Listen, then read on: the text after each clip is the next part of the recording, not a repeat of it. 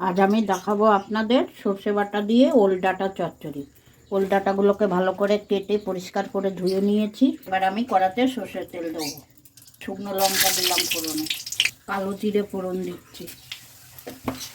এবার আমি ওলের ডাঁটাগুলো দিয়ে দিচ্ছি, হলুদ গুঁড়ো দিচ্ছি, নুন দিচ্ছি, চেরা কাঁচা লঙ্কা দিচ্ছি।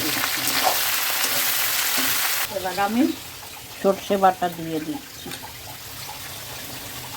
একটুখানি বাটিটা ধুয়ে জল দিয়ে দিলাম।